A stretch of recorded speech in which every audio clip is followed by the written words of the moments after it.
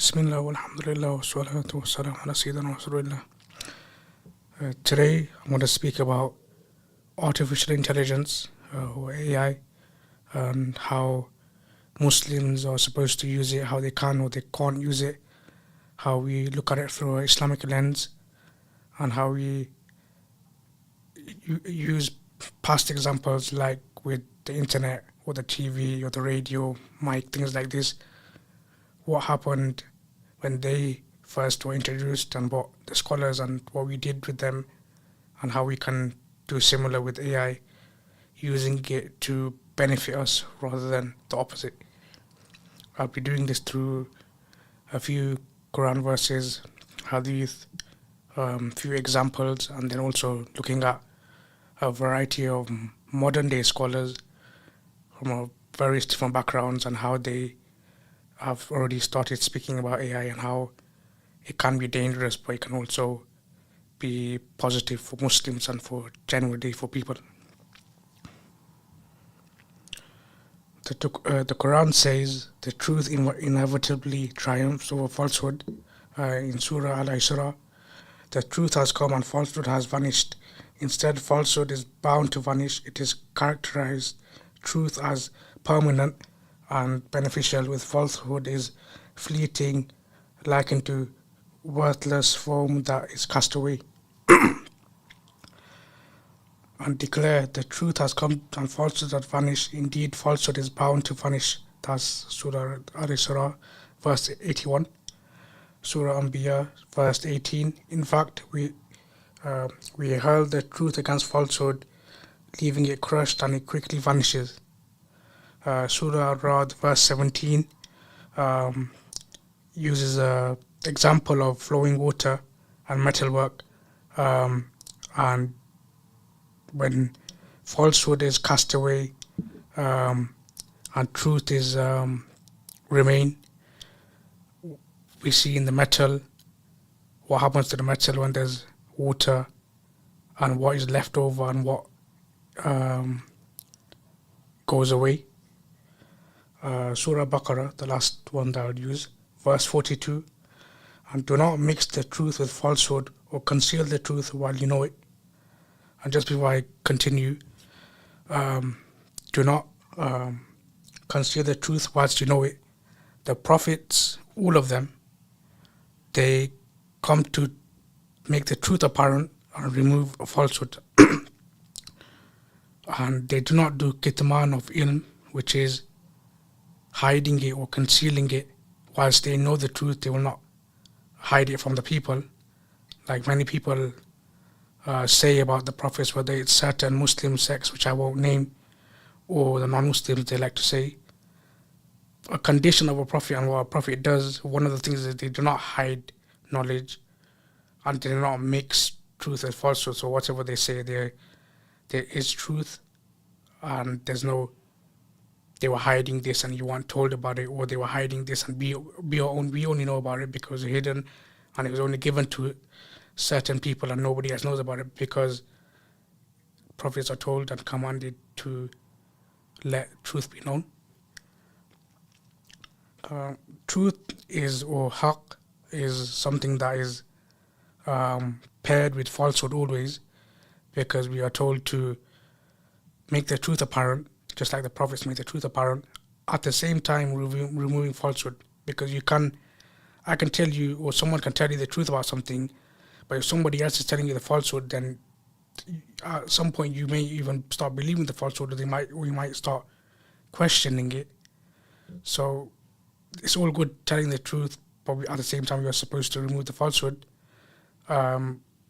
Otherwise, people can easily be manipulated into believing or doubting the truth and believing falsehood. Truth is firm and beneficial to humanity, whilst falsehood is temporary and I can't pronounce that word, vanishes at some point. And we have seen this throughout history. And hold on a second, I will go on to AI in a second, which relates to this. But we have seen many people, and even we are told in the Quran and the Hadith, and also in the time of the Salaf and afterwards, maybe right now you might think falsehood is winning and there's no point, let's give up, we're not going to win against people who maybe have more members and money and whatever else. However, we learn from the Quran, the Hadith, the examples of the past, that falsehood maybe is winning. Ultimately, truth will win, and I'm not going to go into the details, but even now we are seeing around the world, generally from the last maybe 20 years to now, and maybe in the future, things are changing, and maybe once you think only falsehood will win, and now you're seeing the opposite, and many people are shocked by it. And I don't need to name anybody, but you can see that those, particularly scholars who told us 20 years ago, 30 years ago, before we were born, and they are elderly scholars now, and they're still teaching, and what's been said in their videos, on their cassettes and whatever else, hold on firm onto the truth and know that it will overpower falsehood. And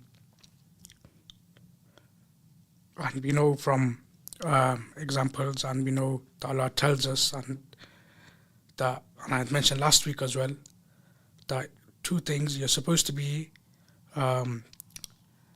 just, even if it's against yourselves, your parents, your brothers, your relatives. If it's about the truth, then it doesn't matter who it harms, you have to mention it. And whether it's something that's going to benefit you or not benefit you, we are told to tell the truth. And if you don't tell the truth, you might think it doesn't matter, but later on you will see certain things happen, and then you will have thought to yourself, why didn't I tell the truth? The Prophet Muhammad sallallahu alaihi wasallam, he always emphasized telling the truth, and being just, and he was an example of that. And we see that in the companions, they were taught by him. And I mentioned even last week as well, that some of the Sahaba, there was incidents where people were questioning what did they receive from the Bayt al-Mal or the treasury, and people thought maybe they are the leaders, Amir al-Mu'mineen, they will take more than they're supposed to take. And it turns out they took fairly, and they took less than what people would have thought. He says, the Prophet says, truthfulness leads to righteousness, and righteousness leads to paradise. And this is from Sahih al-Bukhari. And this is something that often Muslims forget, and forget amongst ourselves. We're not even talking about people saying outside the Muslim community, can we tell the truth, can we not tell the truth? This is clear cut. It doesn't say tell the truth to only these people, or tell the truth to if it's going to benefit you or whatever else. It just tells you truthfulness leads to righteousness, and righteousness leads to paradise. So whether people think I'll only tell the truth if it's going to benefit me, and when it's not going to benefit me, I'm not going to tell the truth. That's not how it works, and that's not how you get righteousness, and you're going to earn paradise. And also, the truth isn't a conditional. That I'll tell the truth if XYZ happens. The truth is the truth. You've got to tell it regardless of what happens. And one thing that I like to mention, this is on the Quran ayah before I go into the AI. O you who have believed, be persistent, standing firm in justice, witness to Allah, even if it be against yourselves or parents and relatives, which is what I just mentioned. And this is something that unfortunately we're seeing the opposite of nowadays. And a few more things before I go into AI, and that will take most of the time. The warning about the liar. The Prophet Muhammad sallallahu alaihi wasallam says, it is enough for a person to be considered a liar if he tells everything he hears. And that's what we see today. This is from Sahih Muslim. Rejecting unverified rumors. That's what we also should be doing today, and we see a lack of. He sallallahu alaihi wasallam stated, it is an evil mount for a man to rely upon what others merely assert. This is from Sunan Abu Dawud. And these two things we see very much today. And if you hear something, regardless of who it's from, you spread it, and at the same time, you don't verify it. And with social media, it's so easy to do that. And not only do that, you are able to easily, quickly get across information to a lot of people. Those two things combined are very, very beneficial. But at the same time, they're very dangerous because, okay, I'm able to get my message across to, let's say, 1,000 people within 30 seconds. In times of need, that is very beneficial. Let's say you want to get across that there's going to be an earthquake or flooding or whatever else, and getting people to prepare, you can send that message very quickly to a lot of people. But if you send a message that's wrong, that's maybe some truth, some lie, and a lot of people see it, and then now you want to change it, you can change it and say that you've made a mistake, but already how many people have seen it? And how many people will see your new message that you've made a mistake? So with social media, people have got to be very careful. And I always say, and I've said since social media, since AI, the AI is artificial intelligence, and you are the real intelligence. Don't let you become artificial intelligence whilst the AI becomes intelligent. Because we've seen with technology, people use technology so much, it is beneficial, but now you can't write properly with your hand, or you can't do certain tasks. You can't listen to a 1 hour lecture in the mosque or even on YouTube. You can't listen to a 1 hour lecture because you listen to 90-second or even 30-second clips on TikTok and Instagram Reels and whatever else. Or you can't, there's so many tasks that you could do before. You can't read a book because now you're just listening to things and you don't have the time or the concentration to read a book. And things I can't think of off the top of my head, but there's plenty of things that people will tell you people once did, and now they're not doing. And let's say the technology all of a sudden goes away, or forget going away. Let's say just for one day there's a power cut, as there is in many countries, and maybe we don't experience it as much. And then all of a sudden people panic and they can't do things. So use technology wisely and use it for your benefit. And it is good, and I'm not saying not to use it, and I even use it. But don't rely upon it, and particularly AI, don't rely upon it. And as we'll see in a second, it can make mistakes, and it does make mistakes, and you're the one that's supposed to be real intelligent. And also, AI is only as intelligent as the one that's using it. If I'm putting prompts in that are absolutely ridiculous, and then I expect AI to give me something positive, then I'm not going to get it. If I'm not the one in control of what I'm using, and I let that use me, then unfortunately, very soon you will become someone that relies on things and has very few skills, particularly when maybe you're doing things that do not have technology connected to it. Then you're gonna struggle because you've become used to making technology do most of the things. And we've seen with AI that it can make mistakes, and we've seen, without mentioning any particular parts of the world, but around the world, for even the last maybe 2 or 3 years, and now, all over the world, we have seen in the news and on social media, and even people who are supposed to be politicians, people of rich people, celebrities, whatever else, they have posted pictures or videos that are not verified, and in fact later on turns out that is false, and even then some are even made with AI. And then later on, if you post something and so many people see it and they believe it and they go and do X, Y, and Z, all because you've lied, and now you can't undo it. And one thing that I just thought of now, which I'm not going to go too much into, but we even saw with AI in terms of Grok and other AI chatbots and whatever, they were doing things that they were not supposed to without people's permission, and that has caused issues for many people.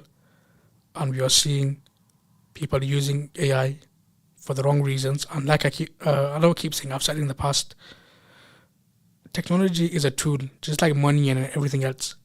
It's not necessarily bad or good on its own. It's how you use it. Someone can use £1 million really well, help people, and with that same £1 million, someone can do really bad things. Just like with technology, you can use AI to do really good things and maybe save time, save money, and spread good things. Same time, someone else can do the same, use the same technology to do the bad things. So it's also based on the person you are. And unfortunately, with AI, often it is now who has the best AI to manipulate things, to make people think a certain way, and people unfortunately they're just taking it in. And also now everything that you see you have to question, is it AI or not? And unfortunately we're in a world where you can't just believe things. And I'm not even speaking about uh like news and stuff. Even if you see like videos of, I don't know, animals in the doing certain things, you would think, did let's say an elephant, did it actually do that, or was it AI? And many people are now, they might think with AI or animals X, Y, and Z, they're friendly, they're this, they're that, and all of a sudden you meet an animal and you do something that you saw online because you thought that's how they I don't know, that's how they are, and it turns out they don't like what you're doing, and then you could be in danger. So unfortunately, real world and the fake world, you could say, or imagination is getting mixed to such an extent where you don't know what's real and what's not real, and it can have real consequences. And we're seeing that nowadays. And unfortunately, if people behind it and also people using it are not thinking about what they're doing, then we're gonna be in a world where we are putting ourselves and other people in danger simply because we are changing reality, and people are taking things with AI as a reality, because often they can't even tell it's AI anymore, because AI has become quite good, not all the time, where you can't tell the difference. And unfortunately, we're seeing this in the you can see the Dawah scene as well. And one thing I thought of quickly, and unfortunately, when I think of something, then I have to say it. Many people, without mentioning any names or any organizations, some so-called charities that have been caught in certain controversies regarding our money.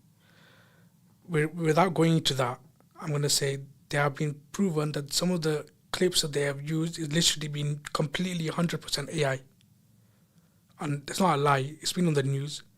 And I'm not mentioning any names, but so you see something in a place without mentioning any countries, someone suffering, and you want to help them, and then later on you turn out that person doesn't exist, and that scenario isn't even true, and that was all a lie, and they took your money.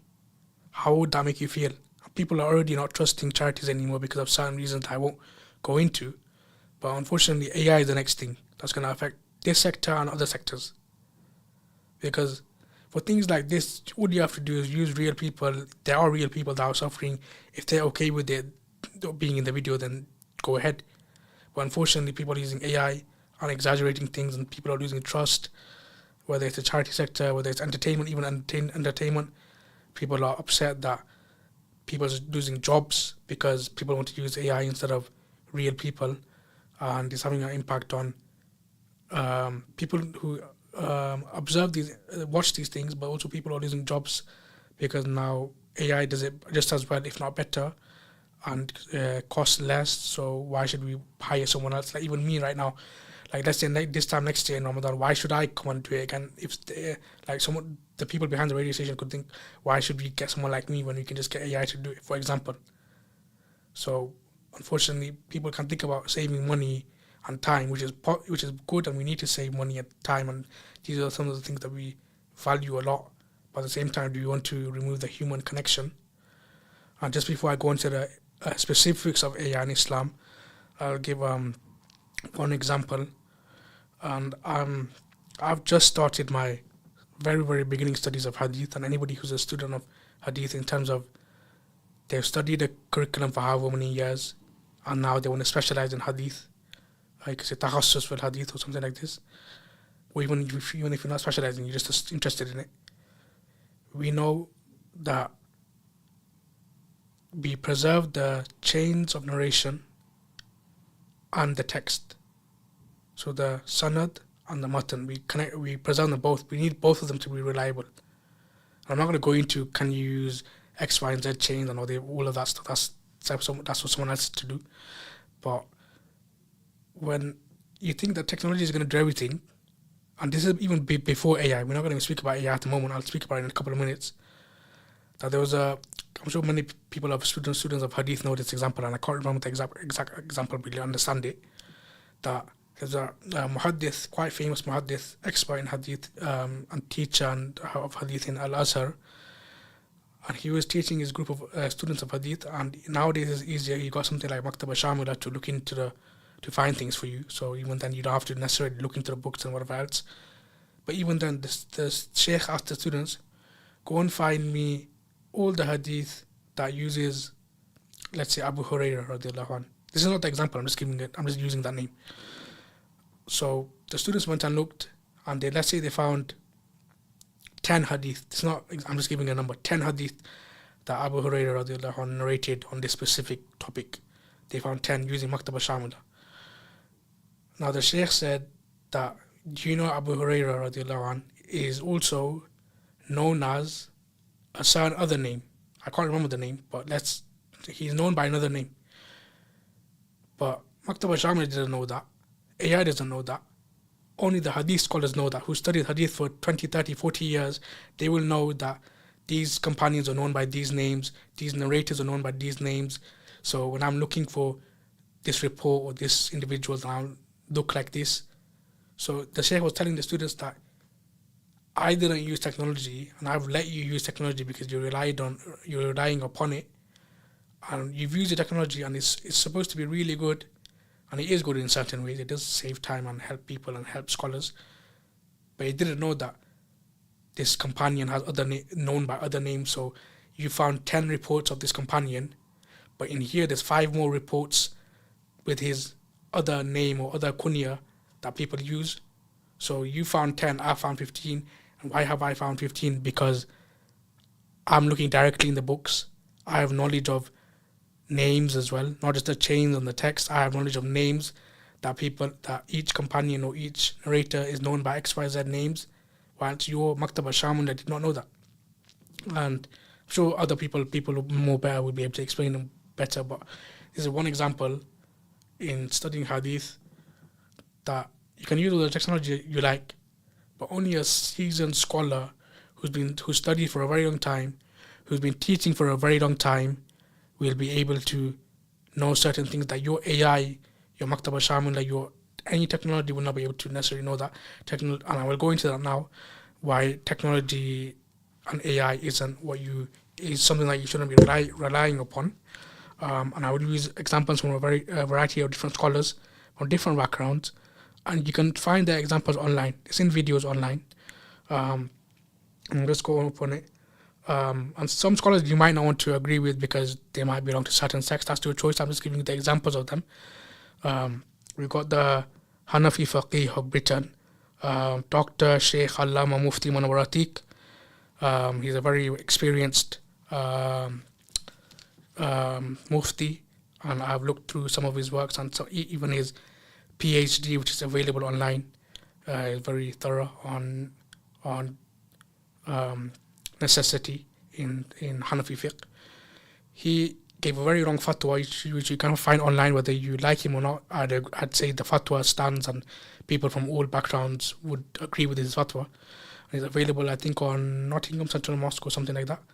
He argues, I'm not going to go into the full fatwa, but he argues that it is haram to use AI to ask AI for a fatwa. He's not saying haram to use AI. He's saying it's haram to ask AI for a fatwa. If I want a fatwa, I go to a mufti and he will give me a fatwa, and I'll go to him in person. He'll know my situation and he can look into the books and give me a fatwa for what I'm asking for. If you're asking AI, and the summary of what you said is AI does not have a sanad, first of all. He's not connected to anybody. So he can't claim to have studied from X teacher going all the way back to the Prophet. AI does not have any soul, and AI isn't, in terms of Shari'i ruling, he's not liable. Like if a mufti did something wrong, then he's accountable to his teachers, to his students. The community might say you said this wrong or whatever else. AI isn't accountable. He's not, in the Shari'i sense, not accountable. And you getting information from AI, you could be getting it from anybody. You could be getting it from people that you don't agree with. You could be getting it from even non-Muslims. You could be getting it from anybody that decides to put information on the internet, and then AI collects the information from there, and you've taken that as information now. And then also, without naming anybody, I'm naming these scholars because they're available online and whatever else, but without naming any organizations, there's been a well-known organization, globally known, that got AI to make a Friday khutbah for Jumu'ah, and there's been fake Quran verses that do not exist, and fake hadith, and now they've apologized, but that's very dangerous. And even I've used AI and I looked at it, and I've thought, let me look at certain things and I'll go back to the scholars and see if it's true, or I look into the books. It's literally made up Quran verses, it's made up hadith, it's made up sayings of Salaf, scholars and whatever else. And you think that AI knows all of this stuff, but it doesn't necessarily, it might have all the information, but it doesn't know the correct things. It's like, I might have the ingredients for a cake, but I don't know how to bake a cake, so what's the point of me having all the ingredients? So when the AI has all the information, but it doesn't, and it might have certain answers from certain websites, but it's not been trained to be a faqih, it's not been trained to be a mufti, so it doesn't know what to say and what not to say. And sometimes it even mixes with certain things that it shouldn't be in that scenario. So, and I'd advise you to go and look at that fatwa, and I haven't gone into it more because I want to mention a few more examples, but that was from the Hanafi faqih written, Dr. Sheikh Mufti Manur Ratik. Then you got Sheikh Asrar Rashid. And don't worry, I will go into other examples of other scholars. Maybe you don't follow these scholars. He has explained that, and it's available online, that people are asking AI, and then they're coming to him and telling, or along the lines of, I'm paraphrasing, and they're saying that AI said X, Y, and Z, or I know X, Y, and Z, and where did he get it from, or whatever else. When a scholar who's been teaching for 20 years and has taught the same book 20 years to 20 groups of students, if you ask him a question, he will know so many things more than AI, because he's had the experience of dealing with so many students, him teaching the students, and then the students asking him questions. So he benefits from that questions, because if he doesn't know something, or if he needs to add something, he will go and look it up and then find new answers or new things that he needs to add. So the scholar will be able to tell you from 20 years of experience of teaching someone, whilst AI will just tell you what's being fed into it, and it will make mistakes, and then you're going to have to correct those mistakes by going to the scholars, instead of why didn't you just go to the scholars in the first place.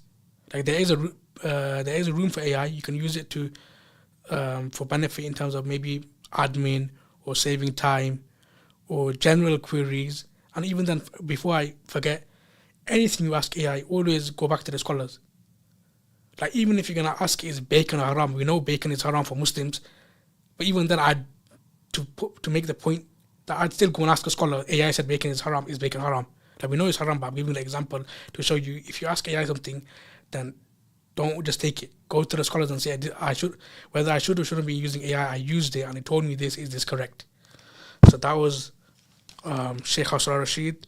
Then you got Ustad Sheikh Mufti Abu Taymiyyah Jailani Bahalawi. And I say Mufti, you'll see in a second.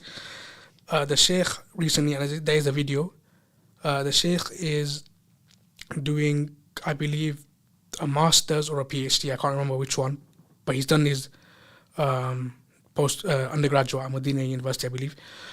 He has spoken about, he's doing his master's or his PhD, I can't remember which one quite, but he's doing it on, the thesis on the implications of AI, robots, and the fiqh rulings of it, and how it can impact Muslims and the Islamic perspective of it. And you can go and see the clip, and he does explain a bit further. I believe the lecture was in Al Furqan Salafi Masjid in Leicester, I think. No, it was in Masjid Quba in Leicester. So he is looking into AI, and you would think, oh, it's only 2 years old. Why would Muslims look into it so much?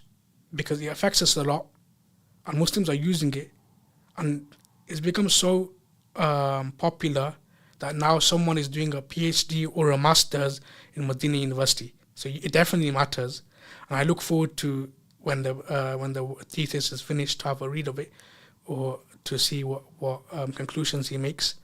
But you can see, and even from these three examples, and I'll go with one more at the end, that scholars from different backgrounds, they are concerned about AI because Muslims are using it, and whether they can't stop the people using it, so now they have to provide solutions and guidelines and frameworks, and unfortunately, it's affecting us in some negative ways. And Ustad Abu Taymiyyah has mentioned this also, that there are apps now, AI apps, where people are in relationships with that AI now, and some people are even considering marrying that AI. And in terms of the Muslim world, in a non-Muslim example, someone in America, a wife was happy for her husband. It's on the news as well. You can check it if you just type it in. A wife was happy for her husband to be polygamous because the second wife was AI. Literally, this man married an AI in America.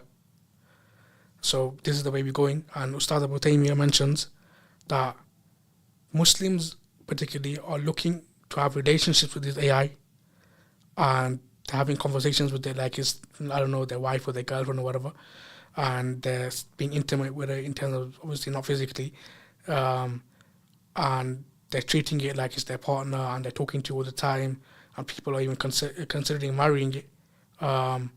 So it's concerning, and unfortunately, people, maybe they're lonely, maybe they have other issues, but going to AI for those type of things isn't, first of all, I don't think it's a solution. And secondly, from a Shari'i perspective, is that halal? I'm not going to say it's halal or haram because that's not my responsibility, but it's something to think about. And he gives statistics and whatever else, which I haven't brought up, that unfortunately Muslims particularly are now in relationships with AI, and some people would even consider marrying AI. The last example is Sheikh Qari Ashikur Rahman al-Azhari, who's now doing, I believe, a PhD in Al-Azhar. He's mentioned that people are along the lines of, and it's available online once again, that they're taking what AI is saying, and now that's their fatwa, that's their ruling, or even that's just what they are looking for. If they find it in AI, then that's their answer.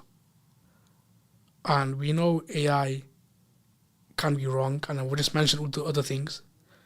And unfortunately, we've not learned our lessons from the internet, and the internet has caused these problems anyway, because people are taking information from anywhere, and now they're doing it even more with AI, and unfortunately they're risking their spiritual life, their Islam, their faith, and all these other things, just because they want a quick answer, and AI has given them the answer. And then so they're doing that on their own accord, and then when it doesn't work out, or let me go to the sheikh. When the sheikh has told you don't go to AI, and now you're running to him because you didn't listen to him, and now you need his help. So unfortunately, this is what's happening, and I mentioned 4 different scholars from different backgrounds, and I'd particularly encourage you to listen to Ustad Abu Taymiyyah, who's gone into details with statistics, and also look at his master's or his PhD when it comes out from Medina University. I'll also tell you to listen to the lengthy fatwa that's available online from the Hanafi Faqih of Britain, Sheikh Dr. Mufti Manwar Atiq. Regardless of whichever background you're from, you might not agree with X, Y, and Z scholar, you might agree with X, Y, and Z, whatever else.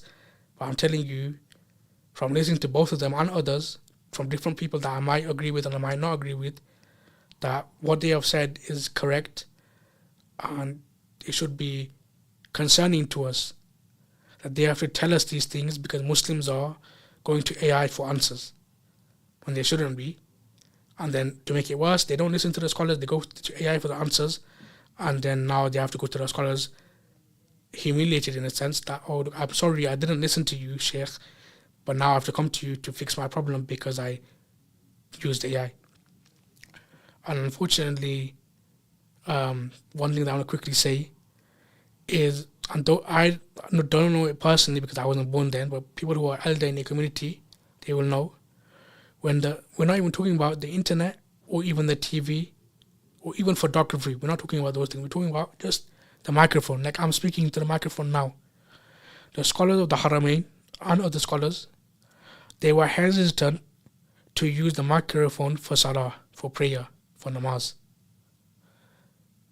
So they were concerned just about the microphone. And all of a sudden, we're not concerned about where we're getting our knowledge from AI. And of course, the microphone is permissible to use, and I'm not going to go into the fiqh and how they found it permissible and all these other things. But they were concerned about the microphone. Is our salah going to be valid if you use the microphone? Because is it the real voice or not the real voice and whatever else? I'm not going to go into that. But it's completely fine to use the microphone, by the way. But they were concerned about that. Just the microphone. Then they were concerned about the radio. Then they were concerned about the TV and all of these things. They were concerned about the internet. And they were concerned, and they spent months and maybe even years looking into it. Can we use it? Can we not use it? Is it fine? Will it destroy our religion? Will it destroy our salah? Just the microphone. And now all of a sudden, we don't care. We're just going to use AI. Oh, I need the fatwa, I'll go to AI. I need to find out what does the Quran say about this. Oh, just one thing I remembered, I forgot. I didn't maybe write it down, but maybe I can finish off on this. I can't remember the name, but the head Imam of Azhar today, as in nowadays, he didn't say it today, he said it a few days ago. He said, and he issued I don't know if it's a fatwa or just a guideline, that Muslims should not be using AI, consulting AI for information regarding the Quran and the Hadith. If you want to know something about the Quran, if you want to know the meaning, the tafsir of it or the rulings of it, go to a scholar. If you want to know something about the Hadith, go to the scholar. Go read the books. Or even better, go study yourself and then go read the books. But do not just put your afterlife and put even this life at risk in terms of spirituality as a Muslim because you're lazy and you just want to use AI. AI could say whatever and you've taken it, and then now you've done something. You've taken a ruling from AI, and let's say you just thought, okay, I'm going to use it now. You've been using it for 5 years, and 5 years later you find out that it was absolutely wrong, and you've been doing wrong things for 5 years without even realizing, and maybe it could have major implications on you and your family, and now you're going to go to the scholars to find you an answer. Like I know people who are looking at divorce issues. I'll say that again, divorce issues. Because they're embarrassed to go to the sheikh, and they don't want people to know about their relationship with their wife or their husband. Maybe it's breaking down, or maybe they've given a divorce, or whatever what has happened. They don't want to do that. So what do? They go to AI, and AI might tell you might actually be divorced, but AI will tell you you're not divorced, and now you're in a haram relationship because you have actually been divorced, but because of you've asked AI, and now you're not divorced, and now you're going about like nothing's happened, but you've actually been divorced. And I'm not going to go into it too much, but when a divorce is given, you either give it, there's something called kinayat, where, or sarih. Sarih is like, I'm saying you're divorced. Everybody knows that means you're divorced. I don't want to be married to you anymore. That's clear cut. Now, if I tell you, and this is an example that I just recently is fresh in my mind, that if someone tells their wife that go to your mom's house, that doesn't necessarily mean that you're divorced. And also, it's the intention behind what you said. Did you mean that now you're divorced, go to your mom's house or not? So direct or indirect divorce. So AI is not going to know anything like that. AI will not know that. Not only do you have to go to a mufti for that, you have to go to a mufti in person. Going to a mufti online who does not know your situation, who might be from a different country, is not acceptable. You have to go to a mufti in person, and if your wife is involved, you have to take your wife with you, and if there's any witnesses, you take those witnesses with you. Now, if somebody, and there's been real examples of, and I don't want to mention them, if you're doing all of that with AI, and AI doesn't know about what's your intentions, doesn't know about the kinayat, what's your intentions, you've just given them vague statements. Now, AI has told you that you're not divorced, it's fine, continue with your marriage. Now, so you've continued with your marriage, and it's been 5 years now, and now you have children as well. And then you think about this again, and then you go to a mufti and you tell him this is what you did, and first of all, he'll tell you why did he use AI in the first place for such a thing, and then he tells you what AI said was was wrong. So for 5 years, you were in a haram relationship, potentially, and your children, they were born outside of marriage, and all because you decided to use AI. And unfortunately, people are, and I'd like to be joking, but I'm not joking. Unfortunately, people are using AI for things like this and other serious matters, and this is the problem. And at the beginning, I mentioned about Mufti Manan Atiq. He mentioned that AI does not have a sunnah. It's not Shari'i ruling. It's not accountable. So it doesn't matter. It doesn't matter to AI that AI has potentially broken someone's marriage, potentially let someone be with someone for 5 years in a haram relationship because they thought they weren't divorced when they were. But the consequences are on you, your wife, your children, your family, but AI has no consequences. So unfortunately, people are not going to learn until it's the hard way, until you find out on sad cases like this that you've gone to AI to help you. It doesn't matter if you're embarrassed or maybe it's a stigma or a taboo or whatever. It shouldn't be, and it's changing nowadays as well. If you have problems, particularly in terms of Shari'i problems, and you need a ruling, go to the scholars and tell them. And don't be like this example of using AI particularly about things like divorce and inheritance and things that really matter, that are really central to, if I get it wrong, then it's going to have serious consequences. You should be going to your scholars and telling them, because AI is not responsible. And we've seen very bad examples of AI telling kids, oh yeah, your mental health is X, Y, and Z. Oh, it's okay, just unalive yourself. Astaghfirullah. This is what people are going with AI, and people are surprised that we're in the troubles that we're in. Like with technology, like with there's benefits with it. Like we're able to spread knowledge far and wide to a lot of people very quickly. And how many people have benefited from learning things online? And you're listening to me now through the radio, and I'm benefiting people potentially. But if you're using it for the wrong things, it can have dangerous consequences. And with AI, we need to be very careful. And just before I finish, I want to clarify the examples that I've used, particularly the examples with the divorce, and I mentioned the sarih and the kinayat and whatever else. This doesn't mean that wherever I've said you've taken it. Go to your mufti and find out my situation is X, Y, and Z.